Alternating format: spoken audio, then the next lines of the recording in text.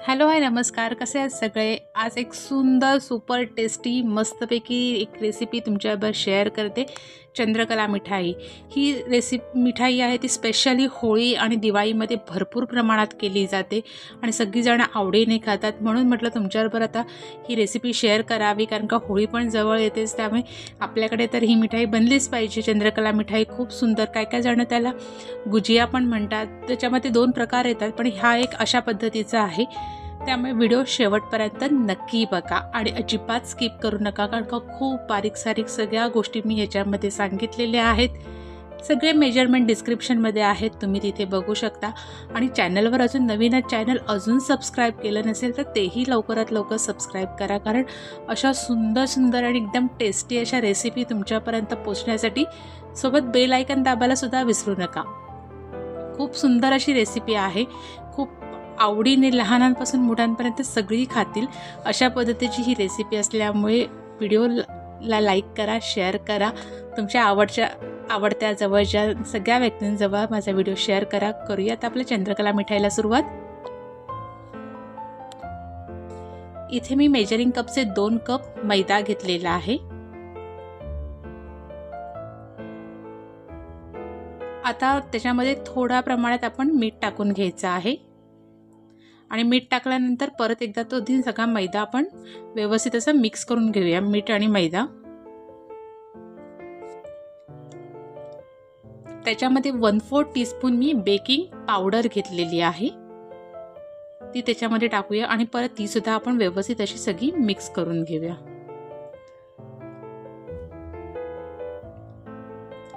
आता ह्याच्यामध्ये मी मेजरिंग कपचं अर्धा कप तूप घेतलेलं आहे आणि ते तूप असं पातळ करून मी त्याच्यामध्ये टाकून घेतलेलं आहे आणि ते तूप पूर्णपणे आता आपण मैद्यामध्ये असं मस्तपैकी एकजीव करून घेऊया.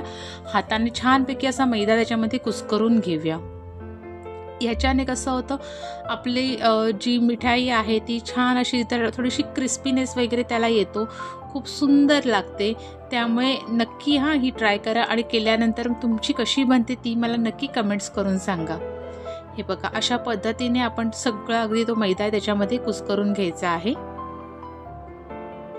आणि आता आपण ह्याच्यामध्ये थोड्या प्रमाणामध्ये पाणी टाकून हा मैदा भिजवून घ्यायचा आहे. आपल्याला एकदम मस्त चपाती एवढा पातळ वगैरे करायचं नाही. जसं पुरीला थोडासा टाईटमध्ये आपण भिजवतो, अशामध्ये आपण जरा घट्टसर असा तो मैदा भिजवून घ्यायचा आहे, कारण आपल्याला थोडा वेळ तो रेस्ट करायला ठेवायचा. त्याच्यामध्ये तो एकदम व्यवस्थित सेट होतो. त्याच्यामुळे आधीच तो पातळ न भिजवता थोडासा असं जरा घट्ट भिजवायचा आहे. त्यामुळे पाणी टाकताना अगदी थोड्या प्रमाणात लागेल तशा पद्धतीनेच पाणी टाकायचं आहे.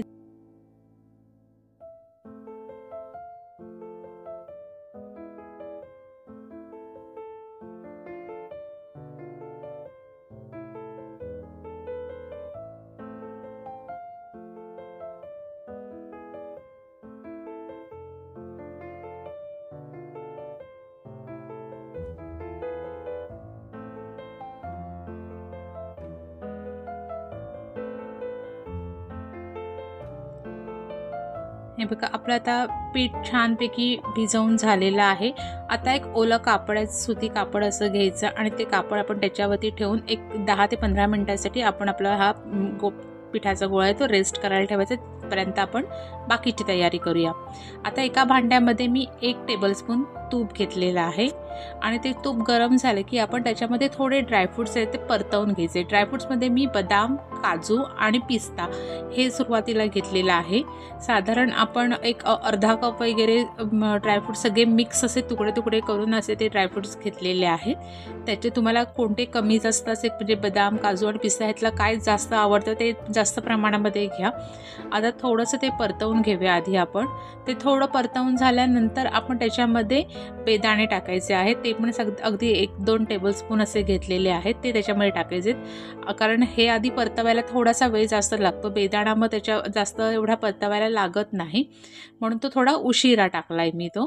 आता हे सगळं आपण व्यवस्थित असं परतवून घेऊया. त्याने छान टेस्ट येते. आपण असे तुपामध्ये जरा फ्राय केले आपले ड्रायफ्रूट्स की त्याला चव अजून छान येते, म्हणून आपण इथे ते फ्राय करून घेतलेले आहेत. आता ते आपण एका भांड्यामध्ये आधी काढून घेऊया.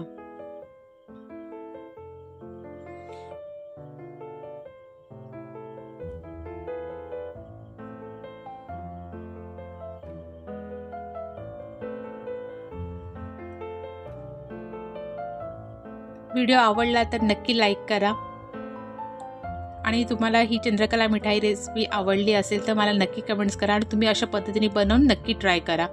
हे बघा आता आपण ड्रायफ्रूट्स काढून घेतलेले आहेत। आता त्याच पॅनमध्ये आता मी इथे 200 ग्रॅम खवा घेते, मावा घेते, जो मी मार्केटमधून रेडीमेड आणलेला आहे, पण हा बिना साखरेचा मावा आहे, त्याच्यात साखर टाकलेली नाहीये। तो आपण थोडासा असा परतवून घ्यायचा, आपल्याला की अगदी एकदम पातळ मेल्ट वगैरे करायचा नाहीये, तो थोडासा अगदी जरासा परतवून घ्यायचा आहे। थोडासा त्याचा जो कडकपणा आहे तो जरा घालवून आपण थोडा सॉफ्टनेस त्याला आणायचा आहे। अगदी 5 मिनिटासाठी आपल्याला जस्ट तो परतवून घ्यायचा आहे।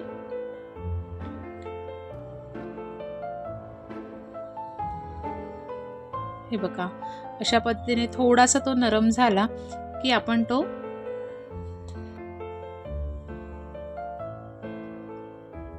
एवढाच आपल्याला परतवून घ्यायचा आणि आता तो आपण काढून घेऊया। आपल्याला तो शिजवायचा नाहीये, फक्त आपल्याला तो थोडासा असं गरम करून थोडासा मेल्ट करून घ्यायचा आहे। आणि आता आपण जे ड्रायफ्रूट्स काढले होते त्या ड्रायफ्रूट्समध्येच आता आपण हा खवा आहे तो आपला टाकून घेऊया। इथे अजून मी त्याच्यामध्ये साखर टाकलेली नाही। साखर कधी टाकायची म्हणजे याला गोडपणा कधी आणायचा हे मी तुम्हाला स्टेप बाय स्टेप दाखवणार आहे, त्याच्यामुळे व्हिडिओ शेवटपर्यंत नक्की बघा, अजिबात स्किप करू नका। आता आपण इथे खवा येतो त्या ड्रायफ्रूट्समध्ये टाकलाय आणि तो आता आपण थंड करायला ठेवायचा आहे। तिथपर्यंत आपण पुढची स्टेप करून घेऊया। आता हे सगळं आहे तसंच ठेवून द्यायचं आहे, अजिबात ते काही हलवायचं नाहीये। पूर्ण खवा आपल्याला तो जरा छानपैकी गार करून घ्यायचा आहे। आता आपण एका भांड्यामध्ये मेजरिंग कपचा 1 कप साखर घ्यायची आहे आणि त्याच्यामध्ये मी अर्धा कप पाणी टाकून घेणार आहे। आणि आपल्याला आता बनवायचा आहे पाक बनवायचा आहे। तो पाक आपल्याला काही अगदी एकतारी वगैरे असा पाक बनवायचा नाहीये। थोडं मी त्याच्यामध्ये केशर टाकलेलं आहे टेस्टसाठी आणि त्याच्यामध्ये आता मी केशर कलर पण टाकणार आहे, थोडासा अगदी म्हणजे असं जरा केशरी कलर टाकलेला आहे, अगदी एक असं चिमूटभर अगदी टाकलेला आहे। त्याने आपल्याला ह्याला कलर छान येतो। हा कलर टाकणं हे ऑप्शनल आहे, पण माझ्यामध्ये कलर टाकलात ना तर आपल्या चंद्रकला मिठाईला खूप छान म्हणजे आपल्या गुजियाला त्याला खूप छान कलर येईल, त्याच्यामुळे नक्की टाकलं तर बरं होईल। आणि फक्त ही साखर आपल्याला पातळ करून मेल्ट करून घ्यायची आहे आणि त्याला जरासं गरम करून घ्यायची। आता इथे मी 2 वेलची टाकलेल्या आहेत फ्लेवरसाठी। आता साखर फक्त मेल्ट करून घ्यायची आहे आणि आपण अशी जराशी उकळी आली की गॅस बंद करायचा आहे। अजिबात आपल्याला एकतारी वगैरे असा काय पाक बनवायचा नाहीये, आपल्याला एक नॉर्मल पाक बनवायचा आहे। हे बघा साखर सगळी पूर्णपणे वितळलेली आहे आणि छान एक उकळी सुद्धा आलेली आहे। आता सरळ आपण गॅस बंद करायचा आहे, कारण आपलं हे भांडं गरम असल्यामुळे पाक अजून त्याच्यामध्ये शिजेल, म्हणून आपण पाक हा दुसऱ्या भांड्यामध्ये काढून घ्यायचा आहे आणि तो आपल्याला व्यवस्थित रूम टेम्परेचरला आणायचा आहे।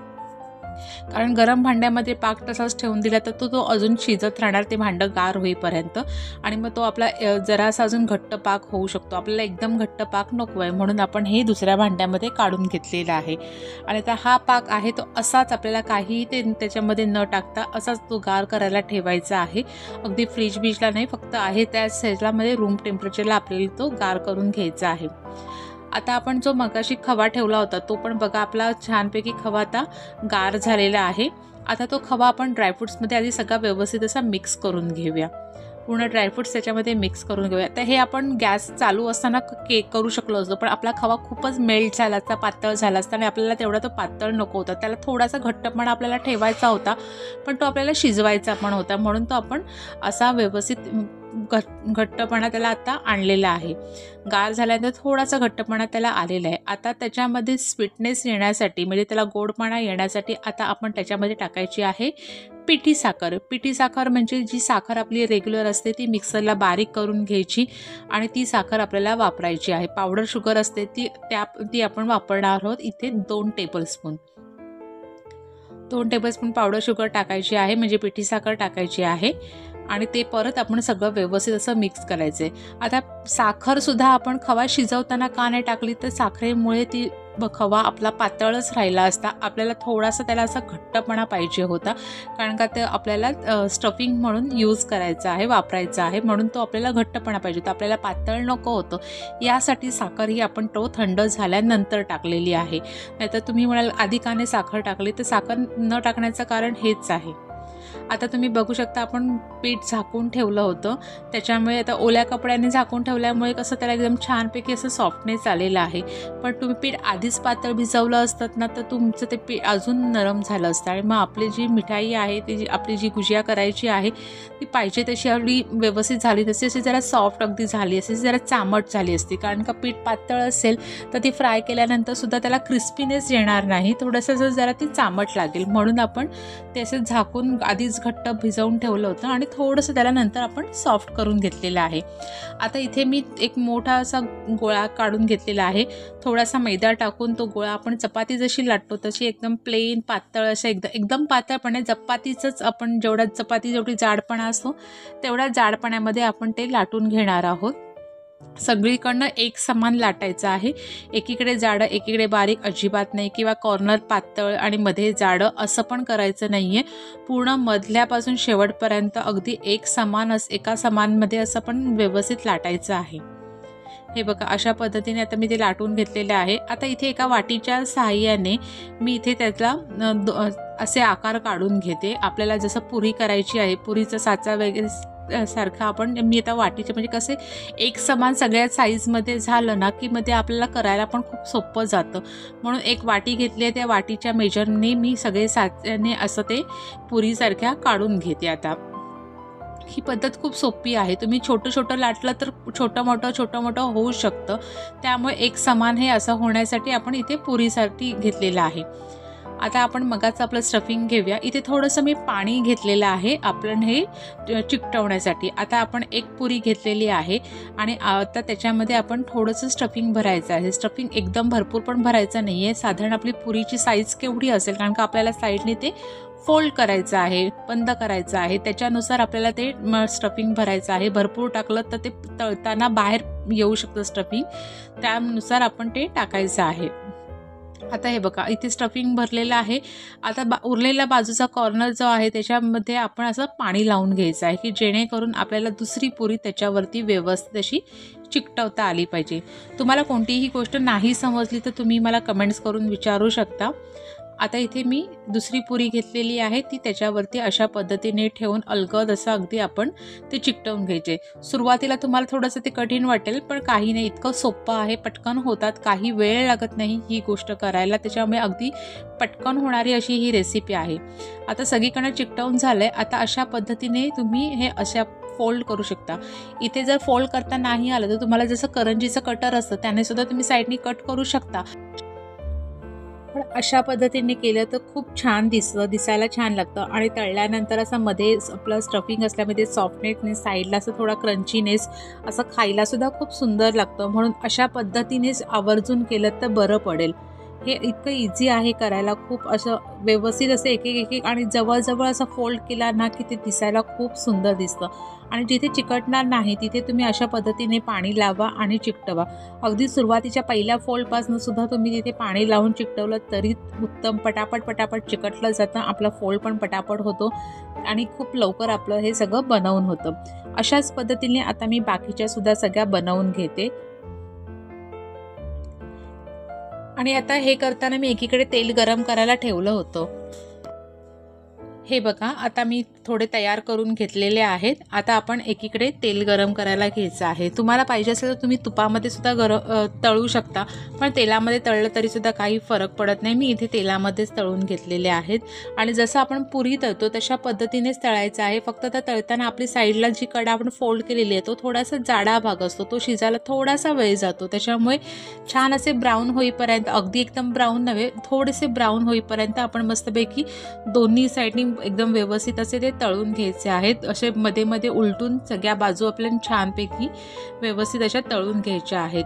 खूप सुंदर हे बघा दिसते। एवढ्याच ब्राऊनमध्ये आपण करायचे, अति ब्राऊन करायचं नाहीये। अशा पद्धतीने आता आपण हे बाकीचे सगळे तळून घ्यायचे। आता आपला पाक पण अगदी नॉर्मल रूम टेम्परेचरला आलेला आहे, त्याच्यामध्ये आपण एक आपली गुजिया ही ठेवून देऊया। आणि आपण थोडंसं म्हणजे अगदी 10 मिनिटासाठी आपल्याला ती पाकवून घ्यायची. अगदी की आपल्याला ती पाकातच ठेवायची नाही आहे. थोडंसं आपण एक 5 ते 10 मिनटं थोडेसे 5-6 चमचे असे हे पाक त्याच्यावरनं टाकायचं आहे. थोडासा पाकाचा लेअर त्याच्यावरती आला की आपली चंद्रकला मिठाई ही तयार होते. एकदम मस्त. अगदी तुम्ही तासभर पाकामध्ये बुडवून ठेवलं किंवा कंटिन्यू पाकातच ठेवायचे असा काही विषय नाही आहे. फक्त तो सगळीकडनं त्याला पाक लावून बाहेरून थोडासा अगदी एकदम जरा गोडवा आला की आपली ही चंद्रकला मिठाई खूप सुंदर टेस्टी लागते.